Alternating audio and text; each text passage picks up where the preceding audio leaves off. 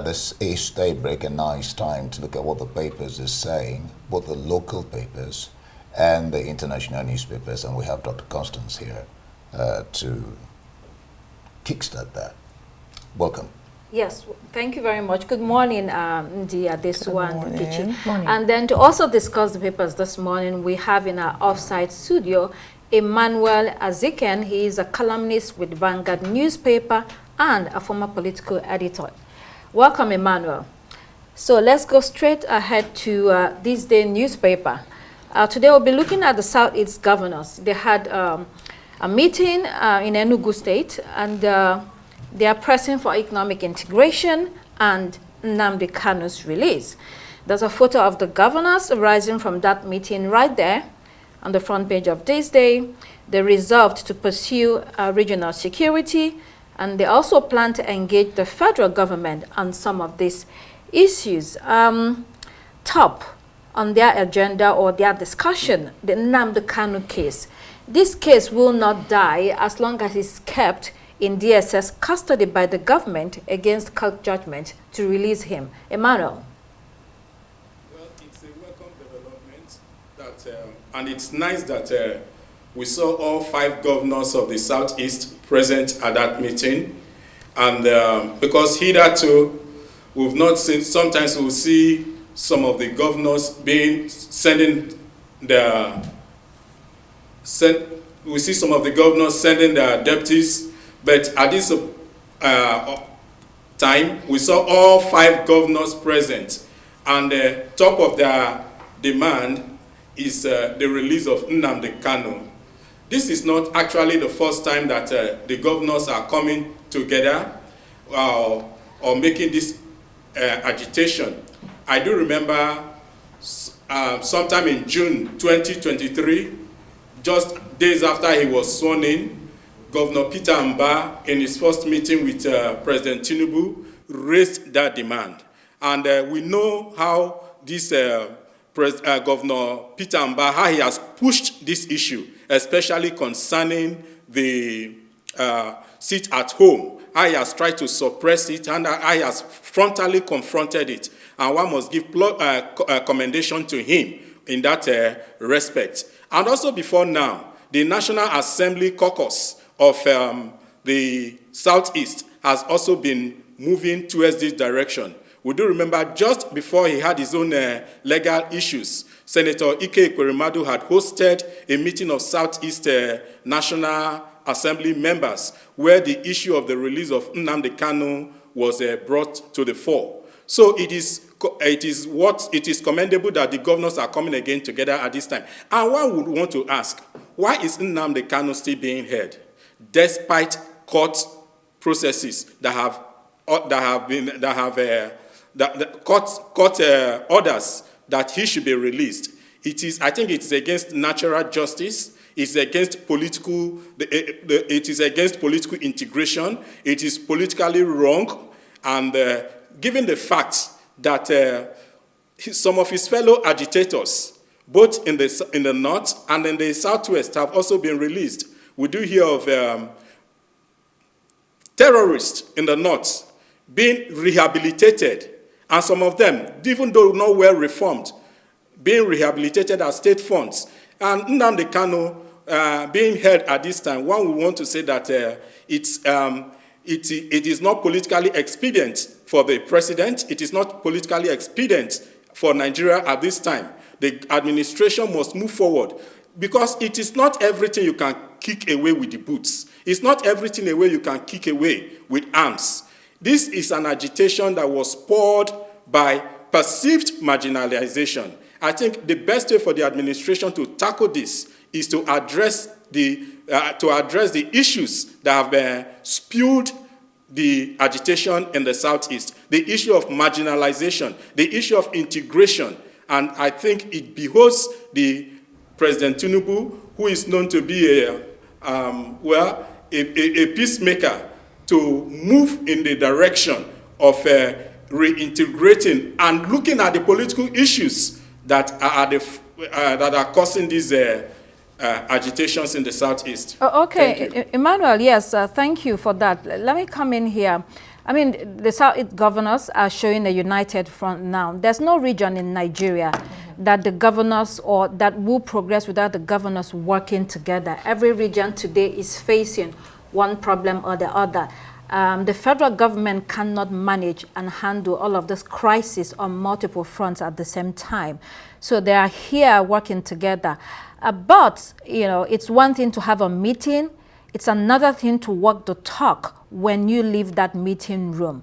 And secondly, you know, why do you also think, what is the federal government afraid in terms of releasing Nnamdi Kanu? Adesuwa, any of you, if you have your thoughts on that? I think you have said it rightly, adding to what the guest analysts have also said.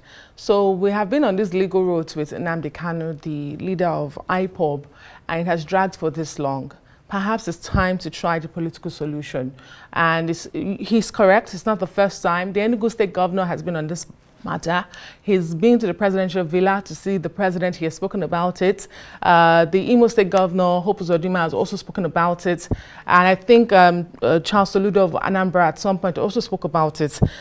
It's one thing to have these meetings, like you said, but what next? While Nnamdi Kanu has repeatedly dissociated himself from the killings and destructions in the region, you cannot overlook the sit-at-home order that happens in that region, especially on Mondays and the days he appears in courts here in Abuja. And for the Southeast, talking about economic integration, we do know how much losses they are incurring in terms of human capital, manpower losses, productivity on those days that they lock shops, they lock schools, everybody's at home just because they are pledging their solidarity to this man who has been incarcerated, who they see as a freedom fighter for them. And the underlying factor here is that they cry of marginalization. They have been marginalized. How has the Nigerian governments, and I say governments not because beyond this administration, how have they reacted to the cries of marginalization by that region? And all of this is a potpourri of issues that has led us to where we are today. So right. I think for a lot of people, if the political solution will work, then so be it. Well, all the states, all the parts of Nigeria are still crying about marginalization. And someone has said, the East has to learn diplomacy. You can't get things by war. You need to learn how to work with others in the same state. On Nnamdi Kanu, I think the court has said he's a risk. When they say they want him released, it's like you're telling the president, go against the courts. But that's not even where I want to go. The point is that the governors are now thinking that they should come together and fight security in their states. What have they been doing? That's the point here. I mean, people sit at home. They take security votes. What are they for? People sit at home and the economy, someone said, you carry a war into your own home, into your own territory. You should be fighting your people. You get your people to sit at home on Mondays or Fridays. Who are you? Are you fighting other states or fighting the nation? You are shooting yourself at the foot. So the governors coming together, particularly on security. This is interesting. Like you said, one hopes at the end of the day, they are walking the talk and not just talking. Right. And it's very important because you see this region that has immense and has been hindered by political and security issues. Now, the commitment to this economic integration could unlock a huge potential for the Southeast, and I think that's one part of the issues that the governors really focused on. Just imagine a Southeast region where you have trade flowing seamlessly across all state borders. It will really open the Southeast. And when it comes to Nnamdi Kanu, I know a couple of weeks ago when he was in court, his legal team said, look, we are ready to discuss political options to resolve this issue. And this is now backing what Nnamdi Kanu and his legal team have been talking about. Now, when it comes to securing that release, we know that this can stir a mix of reactions from different stakeholders. Nnamdi Kanu sort of represents a voice of dissent when it comes to perceived marginalization, and so his release could potentially, some people say, ease tensions and open other avenues of dialogue. And so it's good to see the Southeast governors coming together to make this kind of move, and we just hope that enforcement will be smooth. Well, let's see what happens. Let's pull up this day again. Let's take another story from this day before we move on to others. On the top mast there, Mele Kyari to IOCs, Nigeria will produce its oil, won't wait for you. NNPC Limited, told divesting oil companies to rethink their strategies. The era of non-ending negotiations as joint venture partners is over, Kyari said. Any partner that doesn't do what they should do, we will get it done, he is claiming. Well, talk is cheap, right? Emmanuel. Also did not say that Mele Kyari has also declared a war on oil production in Nigeria. And it is nice to reflect that Mele Kyari, I remember in 1980, Nigeria's oil production was just a little over 2 million, about 2.1 million barrels per day. And it got to a peak in 2005 or 6 with President Obasanjo in power. It got to about 2.65 million barrels per day. And Nigeria's oil production in recent history got to its lowest in 2021 or thereabouts, when Mele Kyari was, after Mele Kyari assumed office as GMD. And it got to, that's under 1 million barrels per day, which is a marked shortfall of what we are supposed to be. And you see, oil is the major driver of the Nigerian economy. And it's unfortunate that we have not put the required sincerity and focus in that sector. You remember that just about a month ago, the president of Total Energies justified the company's decision to remove its investment decision, to move about $6 billion worth of investment from Nigeria to Angola. And what was the reason? He said, we're always talking. He said, we're always full of debates. That Nigeria, there is lack of stability in the sector.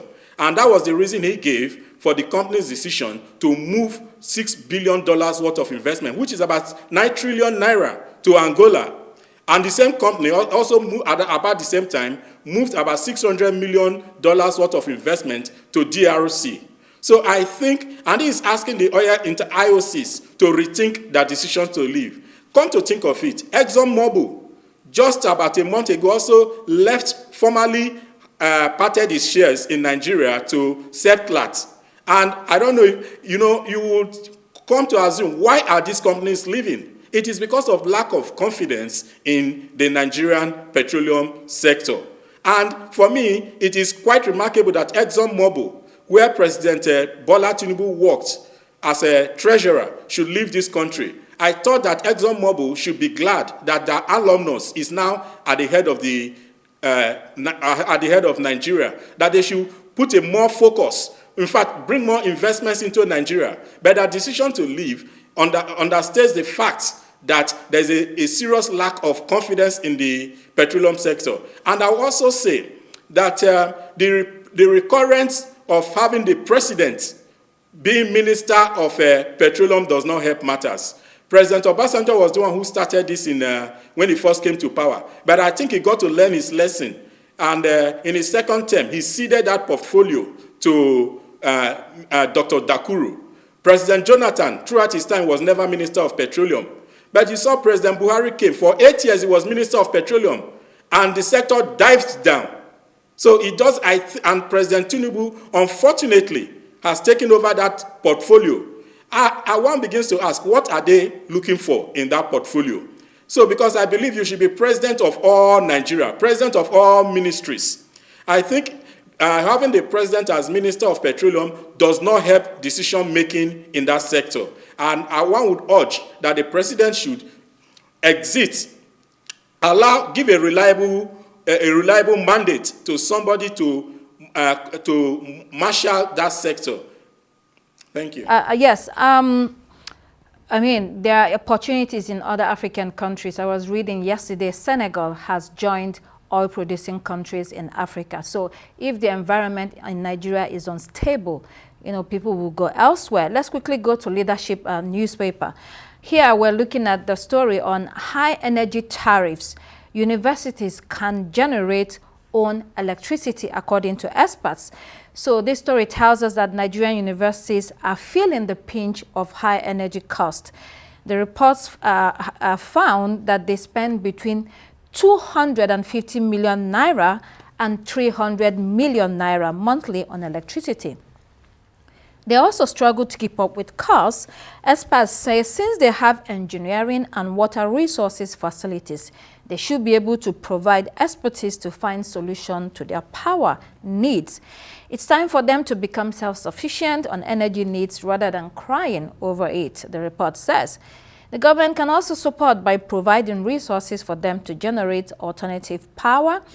The University of Ilorin, for instance, the report tells us, has seen its energy bill jump from 70 million naira to 230 million naira. That's quite steep. The university also says all new faculties under construction will have provisions for alternative power sources. I mean, everyone, not only universities, are feeling the heat of the new electricity tariff. It is significantly affecting, you know, everybody negatively, hence the need to begin to think about other sources or solutions, you know, thinking outside the box. A university is home to innovation, science and creativity. So this seems like a good idea. What do you make of it, Nnamdi? Well, the talk is that the government should support one of the papers. I think it's New Telegraph. The minister of electricity power, you know, Adelabo, is saying that Nigerians spend 16 point something trillion generating its own electricity. This comes in quite it speaks on generators. Yes, of course, generating their own light, whether it's solar, whether it's generator, you know. So asking universities to generate their own power by providing funding is saying that government can help the universities by providing the funding needed. I think it's a good move if the universities can do that, and if the government can take it up and provide for them the necessary funds to do that. Because the environment, I mean, with this, the environment, you see where the ASU and the government is always at loggerheads. I mean, that's a hurdle that has to be removed for this to really happen, based on what the experts are saying. Listening to your figures, I was going to ask, are they on band A? Seriously, because the amount is astronomical. Well, and I have a question. I mean, the ripple effects of all of this, who bears the cost when the universities have to pay so much to generate power? But then, you know, there was something you said, and it's very poignant. Universities are supposed to be home to research, innovation, and I think that the operating what they're supposed to. How many of our universities are actually built and structured and funded to perform? You go to so many universities across the country. I'm not sure their science labs even have the basic instruments, and then we expect them to be innovators. Well, it's a daunting task. Private universities these days, well, some private universities are doing well, but the point is that you can't imagine the psychological impact of darkness versus light. Nkechi, you were going to say something. I think it seems logical, and it might be a transformational approach. You have some universities like UNN, you have University of Port Harcourt, which are already exploring some sort of solar energy projects which can reduce reliance on national grid. They have solar, hydropower, biomass, and this can help to cut costs. And however, transitioning to self-generating power is not without its hurdles. We've talked about costs being high, but Nigerian universities have that intellectual capital to tackle some of these challenges with like our faculties of engineering, technology. They can design and implement some smarter power plants using, like I said, solar, wind, and other renewable resources. So that intellectual capital can be added. Well, if they already have that intellectual capital, funding is very important to work hand in hand to have such innovation. Well, the point here is that universities are there for a reason.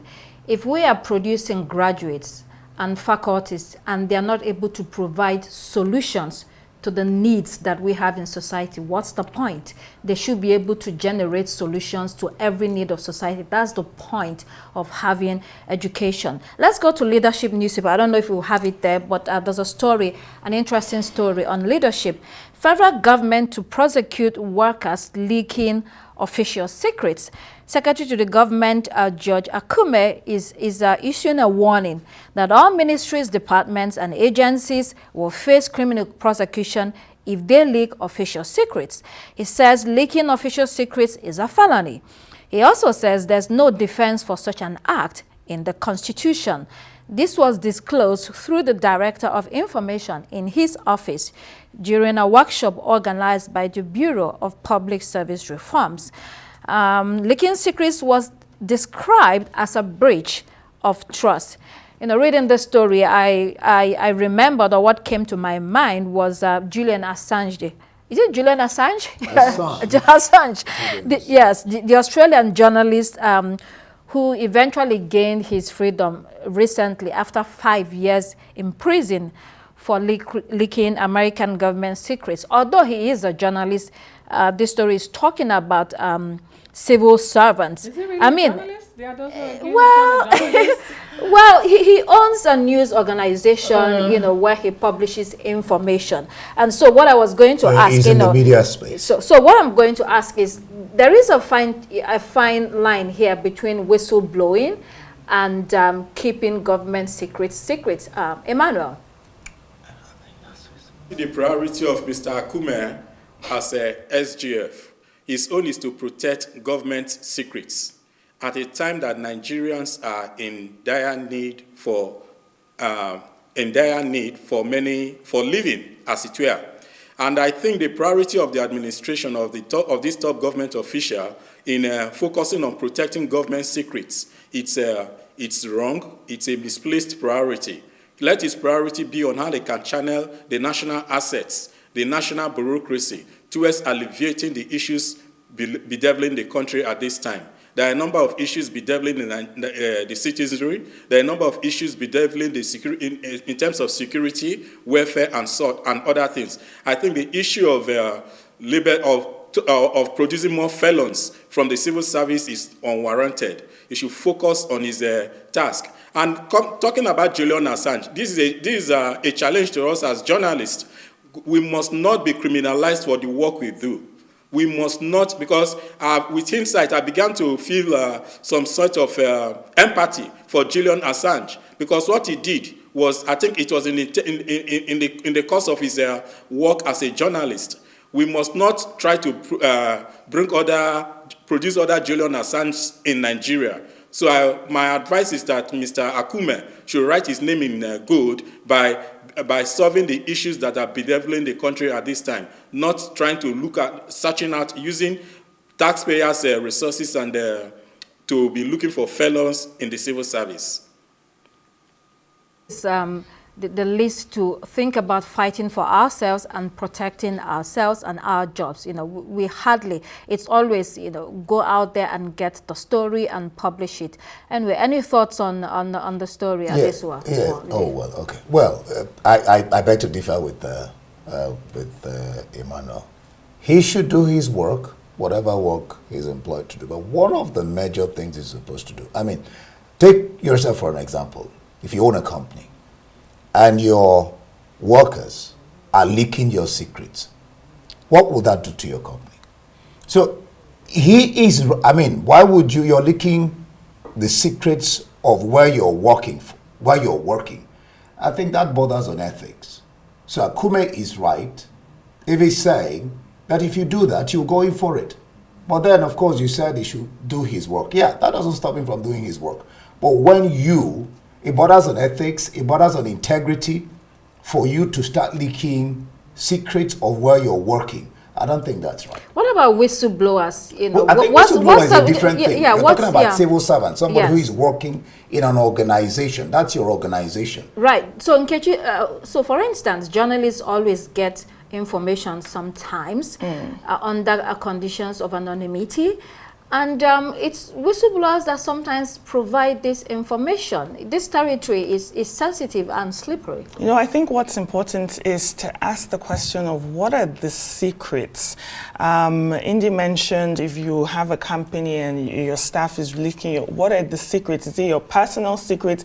Is it company policies that are toxic? Is it company policies that are damaging to the staff, to the community? It depends on what these secrets are really, because if someone is working as a civil servant in ministry, parastatal, and they're involved in some sort of activities that's damaging to the country, and they're leaking it secretly, they're just trying to give information to the public to say, look, this is what is going on in the organization. And I think that's the important question. What are these secrets really? The other thing is that in Nigeria, it seems it's very easy for officials, public officials, to release information. I think that's the other thing that Akume is getting at Adesua. Indeed, you're very right. I mean, it's one thing to be a whistleblower. It's another thing to be a civil servant and indiscriminately release documents. And I think that's where the SGF is talking about. We've seen so many embarrassing documents leak. In fact, documents cautioning against the leakage of documents are leaked. That's how bad it is. That's how bad it is. Yes, the government does have the powers to prosecute. And in some instances, we've seen them do that because it is a federal crime. And I think civil servants do vow to the oath of office in order to protect, government. But again, it's a fine line for me, I think, between that and protecting national interest and what exactly constitutes, national interest and and public interest and public interest really. So there's a fine line there, but it's something we deal with globally. In the US and the White House, we see documents leaked. It's not. It doesn't pertain to Nigeria alone, but it can be very embarrassing sometimes. And I mean, if you do it, if you get caught, and I think they have a handbook, civil service handbook. But we'll take a breath and get back and continue with this. Stay with us.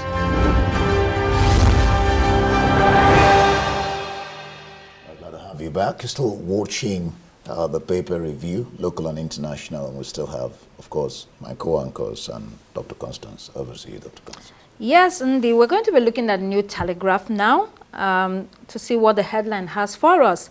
A bill to create a TT state in Southeast has passed first reading. The argument, as we have always known, is that the Southeast is the only region in the country that has 5 states. And an extra state is required to create a balance. We also know that revenue generation in Nigeria is often based on the strength of the number of states and other considerations. But apart from ETT states, there is also the clamor for Onyoma state from Delta state. We do know that Igbo people are found all over the country. Apart from the Southeast, there are Igbos in River State, in Delta State, and some other states. And over the years, there has been that attempt to whittle them down only into the Southeast region, but they are across other states in the country. So this bill has passed the first reading. Emmanuel, what do you make of it? Well, it's an interesting development, but I see it as no-brainer because of the present situation in the country.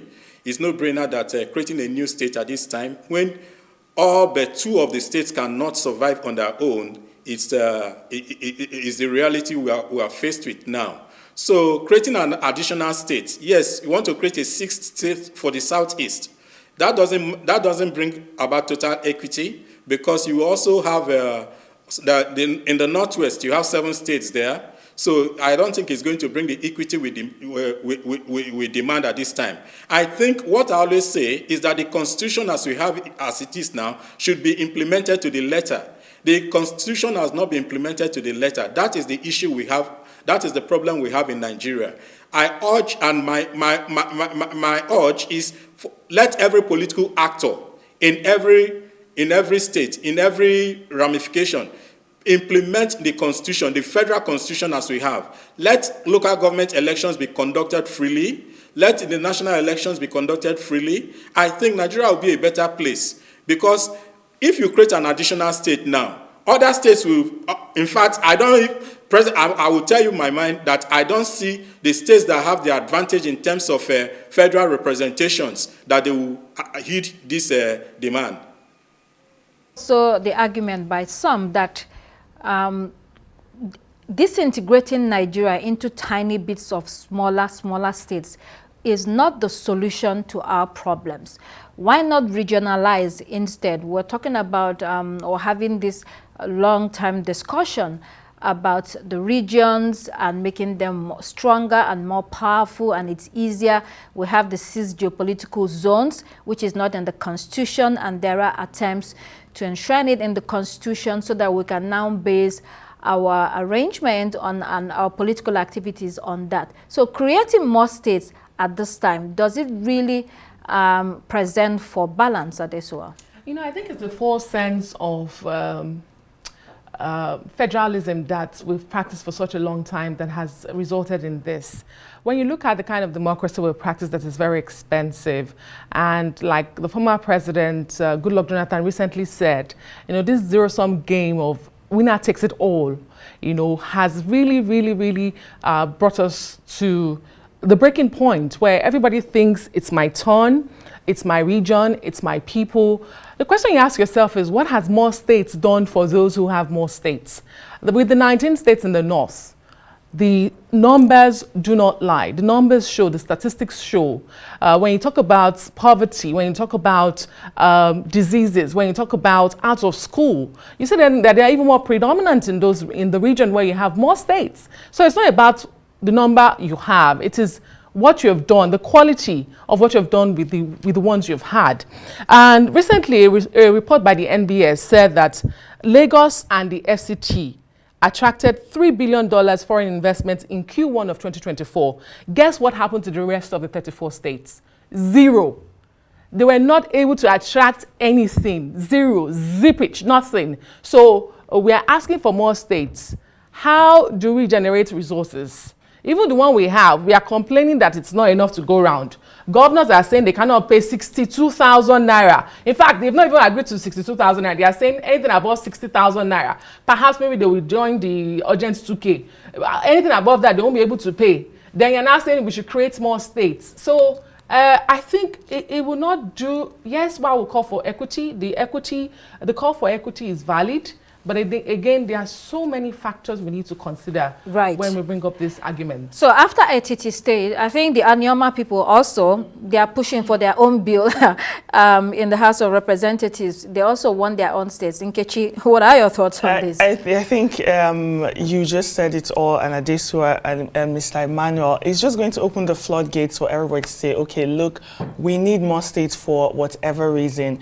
But the most important thing is, what are you doing with what you have now? If we have issues of not being able to pay minimum wage, even the 30,000 that we have now, it's 30 or 35, it's not being paid in all the states. States are still owing salaries. You have no accessible, affordable healthcare, education. And so going to create another state, it just seems like a huge project to embark on at this point in time in Nigeria with the climate that we have. And it just goes to show where some of our priorities are. You just have new bills coming up, springing up, new big projects that are not top of the priority now when it comes to what the Nigerian people actually need. True federalism where each state or region controls their resources and are forced or compelled to run their budget or to generate their own revenue and run their budget. Perhaps this makes a dramatic difference if we decide that we are ready to do the right thing in Nigeria. Well, you cannot, because of what you cannot do, stop doing what you can do. For equity purposes, yes. But I think the major challenge we have as a nation, both at the federal, the local, the state, the local, is the question of leadership and carrying people along and making everyone belong. If everybody is getting what they should get, if leadership is on point, you won't be hearing so much clamor. But equity is important. And I think it was messed up at the urban issue, because when you have some parts of the country seeming to have more, and you know, this cry about states is based on the fact that some states are getting more in allocation. That's why they're crying for their own states, so they can as well get more allocation. So equity is important, but then I think it boils down to leadership. Right. Let's go to the international papers to see what the stories are saying. Can we pull up the Daily Telegraph? The Daily Telegraph, we'll be looking at this article. Ukraine told it is too corrupt to join NATO. NATO is the North Atlantic Treaty Organization. The article says talks cannot progress until the former Soviet state cleans up. I believe that's the Daily Telegraph and the international saying? Yeah, international. Daily Telegraph, Okay. international, not New Telegraph. Okay, so NATO will request additional steps from the country before talks progress. It says this position will be set out in writing in the NATO communique to be signed at the Alliance's summit on July 9th. Zelensky, as we know, Vladimir Zelensky, the president of Ukraine, has been pushing for swift NATO membership after the war ends. This will compel US and Europe to come to its defense in the case of invasion in future. You know, I have pity for Zelensky. It's not easy for him at all. You have to look at the complicated or complex situation that he is in. This is a major blow to his country's aspiration to join NATO. It's also a subtle slap on his wrist, or a big slap on his wrist in terms of accusation, as NATO says the Ukrainian armed forces are corrupt. At this point, Ukraine is nothing without NATO after standing up to Russia. It's bad news for Ukraine, Emmanuel. It's actually bad news, but you could not have expected otherwise. A reason must be given to stop Ukraine from formally joining NATO. I think that's just an excuse. And one must also say that this corruption that is alleged in Ukraine is preceded the present president. And the major reason I think NATO would not want to admit Ukraine is because of the threats from Russia. Russia is vehemently against its border nation joining a hostile, as it were, quote and unquote, alliance. You remember when in 1962, when the Cuban Missile Crisis, when the former Soviet Union attempted to put some nuclear devices or nuclear bombs in Cuba, America went up in fury. So I think Russia would, to some extent, be justified in refusing for Ukraine to join the NATO alliance. The suggestion that the bid is being stopped because of corruption, I think it's just a smokescreen. The major reason is that NATO, as it were, presently, there's no agreement amongst the member nations for Ukraine to join the alliance. That, I think, is the major reason. Well, that door has not been completely closed. They are saying that talks are ongoing, depending on the progress that Ukraine makes on cleaning up the country. They will eventually. When that will happen, we don't know. And Ukraine has even gone as far as firing some army chiefs in order to meet those conditions and to please NATO. Yet, it is still left dangling. It might just be a question of calling a dog a bad name to hang it. Because you have here, the position is that they're already conducting reforms.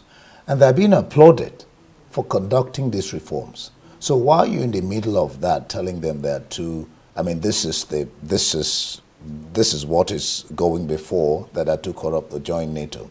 Other nations are not free from corruption. So what I believe here is, and just like you said, the PT Zelensky is calling a dog a bad name to hang it. I think Emmanuel is on point. Yes, it's a significant setback for Ukraine, which has been striving to join NATO. But when you look at it vis-a-vis what's happening with Ukraine and Russia, you sort of understand why NATO will have to give what can be termed as, in quote, an excuse to say that Ukraine Ukraine being to be told that it's too corrupt to join NATO. If Ukraine joins NATO, NATO will have to step up some more when it comes to what's going on with the tensions with Russia, and they really don't seem that they want to get involved deeply in what's going on between Russia and Ukraine. You know, Emmanuel, I want to pick up on a point that you raised concerning the Cuban crisis, you know, close to United States. What Russia is doing is probably what the United States will do in order to also guard its own borders and countries surrounding it. So this has geopolitical implications, it's geopolitical dimensions that are playing out here.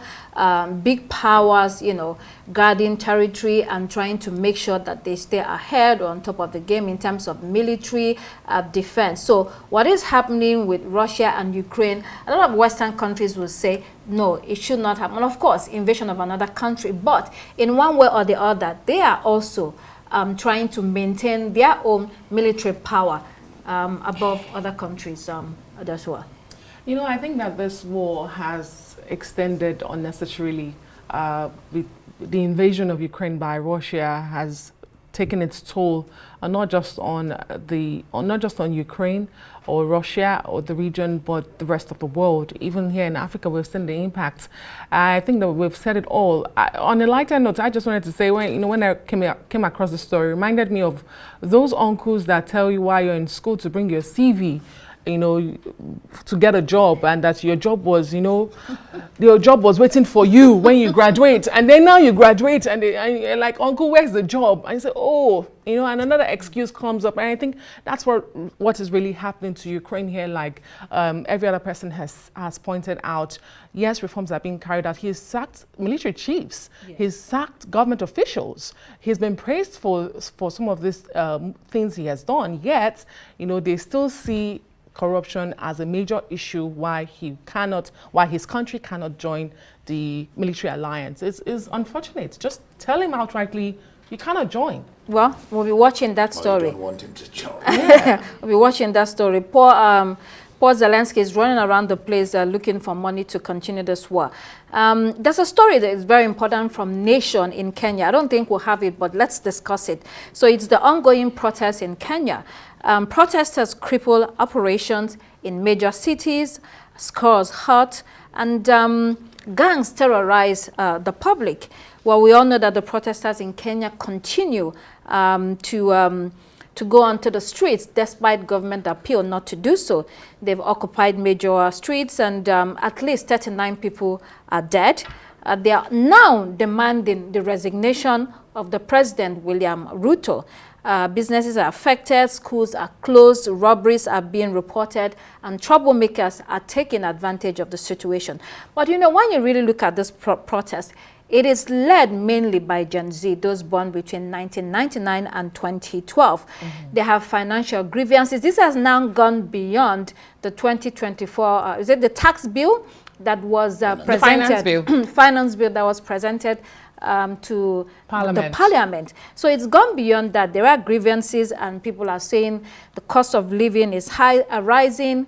There's reduced purchasing power, there's unemployment, and they want an entire overhaul and change of government. They do not believe or have confidence in William Ruto to continue.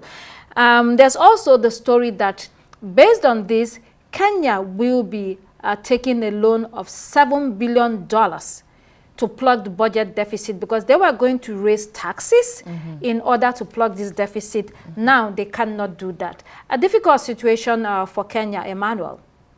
Well, it's a difficult situation. President Ruto is between the devil and the deep blue sea. Now, they resort to get international funding to plug the deficit that was going to come in from what he expected to raise from taxes, I think is the right way to go. I must say that getting debts, acquiring debts to stimulate development is a positive. It is a positive measure. Government, when you get debt and you utilize the debt for what it was meant for, it becomes a positive. It will help positively in stimulating the economy. The problem we have always had in Africa is that most of these debts that came in the past were not utilized. Like in Nigeria, most of the debts were not utilized for productive activities. When you acquire debts for ego, when you acquire debts especially for recurrent, it's not a positive. It doesn't help it doesn't, in the long term, it doesn't help the economy. So President Ruto now resorting to getting international financing to plug the deficit, I think, is a commendable move. And one would also commend the president of Kenya for stepping down. You know, we have had other leaders in Africa who will not stand down because 35 people died. And because of that, he's decided to step down the finance bill. But in several other places, political actors do not care a hoot. They go along to foist their decisions on the citizenry. So one commends him and one prays that Kenya should come out of this crisis positively. Thing is that even before the finance bill, they were already going to get a package from the IMF, the International Monetary Fund. So one of the conditions was that, you know, you have to find a way to pay for this, or, you know, to raise, you know, taxes. You know, in developed countries, tax is a major source or base of government revenue. But, you know, the people are saying we're already poor. You cannot make us poorer. Do you have any thoughts on that? Yeah, anybody? the point is, like he said, Emmanuel said, the man Ruto has done well. He has listened to the people. Democracy is a government of the people, for the people, by the people. When the people talk, you try to listen to them, and that's what he's done. Protest is good. That's a way of, you know, trying to Press on your demands. Yeah, press your demands. But at this juncture, one could begin to say that they're driving this too far. Okay, quickly. The way to change a government is by election. What Right. they have to do is just wait for 4 years. And if they don't like his administration, they vote him out. Okay, we barely have 2 minutes. Let's go to the daily graphic from Ghana. Still on debt. Extend debt relief to Africa, President Akufo-Addo tells development partners. He says heavily indebted African countries need adequate resources to attain United Nations Sustainable Development Goals. International creditors and financial institutions should provide a comprehensive debt relief. It's a necessity, he said. Again, you go a borrowing and then you come back, go a begging, you know, for the debt to be cancelled. Emmanuel, quick thought on this. We have barely 1 minute. Well, one would say that what he's saying, you go a borrowing, you go a begging. And I want African leaders to emulate what President Obasanjo did when he came to power. He stimulated reforms that endeared the international community towards Africa, towards the Nigerian government at that time. The Paris Club, because of the worthy example President Obasanjo did, because of the commendable actions he took, the Paris Club cancelled almost most of our debts. So I do think for Ghana, unfortunately, Ghana has slipped into some economic morass at this time. I think President Akufo-Addo should emulate what President Obasanjo did. And one would say the Ghanaian debt obligation to the IMF, I don't think it is too much, just about 1.something billion. But unfortunately, there is an agitation in Ghana at this time that the political actors in that country are not putting good use to the money that is being made there. You know, Ghana is now an oil-producing country. It seems as if the oil cost has come upon Ghana. So I think it is for Ghana to search within itself and take actions to rectify the mistakes that are being made at this time. Oh, okay. Thank you, Emmanuel, for joining us this morning on Newspaper Review. I'm afraid that's much that we can take. All right, that'll be it on. Thank you again, Emmanuel. Thank you, Constance. I am Nnamdi. Thanking you for watching.